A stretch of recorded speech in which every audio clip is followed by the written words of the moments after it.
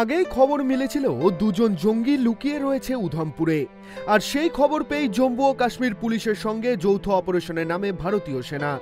উধমপুর জেলার বসন্তগড় এলাকায় জঙ্গিদের সঙ্গে শুরু হয় গুলির লড়াই। গুলির লড়াইয়ে শহীদ হয়েছেন বাংলার এক জওয়ান। শহীদ জওয়ানের নাম ঝন্টু আলী শেখ।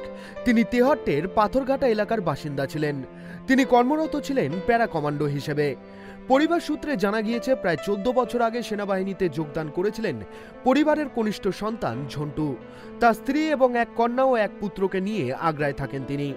বড় দাদা রফিকুল শেখও ইন্ডিয়ান আর্মিতে কর্মরত। মেজো দাদা বিশারদ শেখ সৌদি আরবে কর্মরত।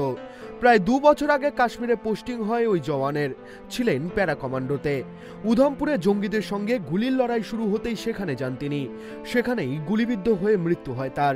বৃহস্পতিবার দুপুরে ছেলের শহীদ হওয়ার খবর পান বাবা সুবর আলী সহ গোটা পরিবার। তারপর থেকেই শোকে পাথর হয়ে গিয়েছেন তারা। হাজব্যান্ডকে পুনরায় আমি ফোন করে বলি যে কি হলো, তো উনি বলেন যে ঝন্টু আর আমাদের ভিতরে নেই। কি হয়েছে কি জানা হয়েছে? না, সেসব জানি না।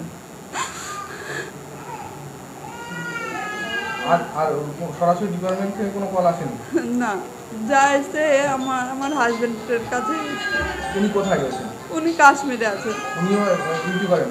হ্যাঁ, উনিও ইন্ডিয়ান আর্মি। পরিবারের দাবি, মাসখানেক আগেই বাড়ি এসেছিলেন ঝন্টু। ইচ্ছে ছিল অবসরের পর বাড়ি ফিরে সপরিবারে থাকবেন। ইতিমধ্যেই বাড়ি তৈরির কাজও শুরু করেছিলেন, কিন্তু শেষ হয়নি। দোতলা বাড়ি তৈরি হলেও এখনো পলেস্তরা ও রঙের কাজ বাকি। কথা ছিল ছুটিতে বাড়ি এসে সেই কাজ সম্পন্ন করবেন। অবসরের পর পাটের ব্যবসা করার পরিকল্পনা ছিল জওয়ানের। সেই ভেবেই বাড়ির নিচে তৈরি করেছিলেন গুদামও। কিন্তু সেই স্বপ্ন পূরণ হওয়ার আগেই জঙ্গিদের গুলিতে প্রাণ হারালেন ওই সেনা জওয়ান। আমাদের ফ্যামিলির অ্যাকচুয়ালি পরিবারের ওনার ভাই, বড় ভাই, ওনার সবারই স্বপ্ন ছিল যে দেশের জন্য কিছু করার, দেশের সেবা করার অ্যাকচুয়ালি।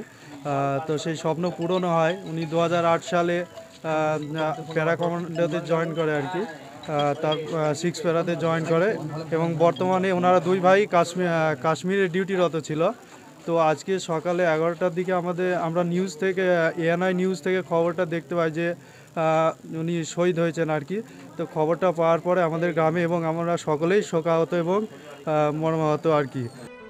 এই খবর জানার পরে জওয়ানের বাড়িতে ছুটে যান স্থানীয় তৃণমূল বিধায়ক তাপস সাহা। পরিবারের পাশে থাকার আশ্বাস দিয়েছেন তিনি।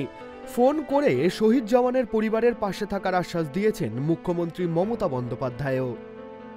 আমাদের রাজ্যের মুখ্যমন্ত্রী প্রতিদিন প্রতিনিয়ত সারা বাংলার খবর রাখেন এবং তিনি এই ঘটনা প্রথম শুনেছেন।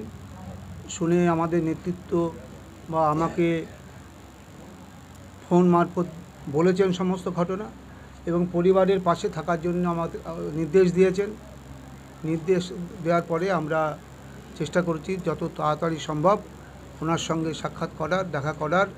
এবং এইমাত্র আমাদের মহামন্ত্র, আমাদের সাংসদ আজকে স্ট্যান্ডিং কমিটির ওখানে মিটিং চলছে, সেই মিটিংয়ে আছেন এবং উনি তার মাঝেই আমাদেরকে ফোন করে জানালেন এই 5 মিনিট আগে যে ডেড বডি যখনই আসুক উনি ডেড বডির সঙ্গে এখানে আসবেন।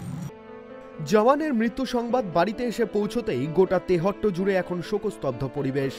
একদিন আগেই পহেলগাঁওতে জঙ্গিদের গুলিতে প্রাণ হারিয়েছেন বাংলার 3 জন।